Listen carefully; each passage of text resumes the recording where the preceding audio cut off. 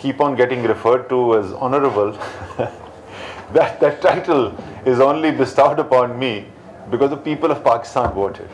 We're sitting in this room and running these facilities because people of Pakistan paid their taxes. And it is our responsibility to try and ensure that that money is spent honestly, prudently, and effectively.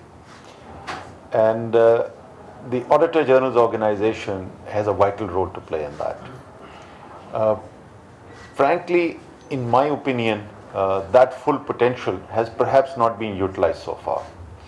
And the impact that the Auditor General's reports, which should have in shaping policy making, has not yet happened. And that's something for all of us to collectively work on. But the importance of ensuring fair play, the importance of ensuring that every penny of the people is spent honestly, is borne out no more clearly than by the actions taken by China in the last decade, particularly in the last few years. It's a it will actually dampen growth, and it will not be good for the economy. So here is an economy, and I had the privilege of being in the last decade, particularly in the last few years. It's a it will actually dampen growth, and it will not be good for the economy. So here is an economy, and I had the privilege of being in Dalian a few years back, where the Chinese president was speaking. And I remember the words he used. He said, we have been growing at 9.9% per annum for 30 years. That is a staggering amount of growth. But he said, we are only beginning to reach the point where we can address the real issues of the people of China. And that's why, despite all this growth, they still felt compelled to run a very, very high profile, very effective campaign. And we were in China recently, and we had dinner with the Vice President, who has been a long-term colleague of President Xi, was apparently in exile, internal exile and forced labor many, many years back during the Cultural Revolution with President Xi. And he was sharing with us the steps that they have taken to curb corruption. And that's a lesson for all of us. And I'm sure that Pakistan is strengthening its institutions. And I have a slightly contrarian view to what most Pakistanis say.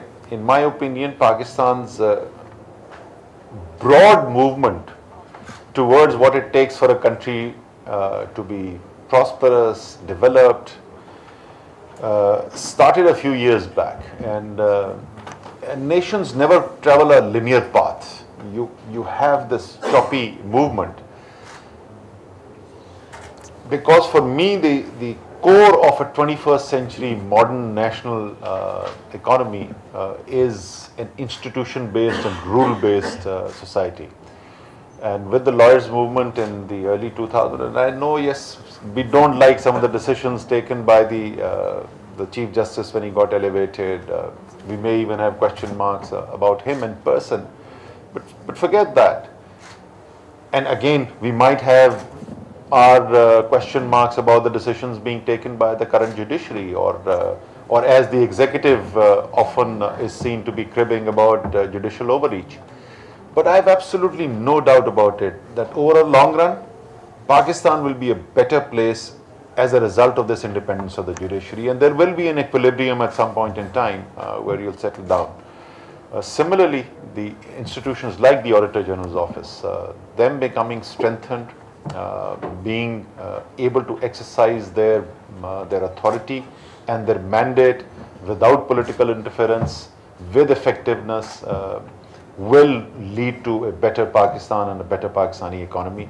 And hence, the sharing of knowledge with our friends from China is a very good step. Particularly, I was pleased to hear the emphasis on public-private partnerships, because as you might have heard in my first supplementary finance budget, finance bill, that that is going to be a major area for us for financing development of the nation. The fiscal space is limited for the reasons everybody is aware of. And however, we still want to have robust development work going on, and therefore the public-private partnerships will play an important role. We are creating, there is already on paper a public-private partnership authority. We are in the process of advertising and getting a professional and building up that team.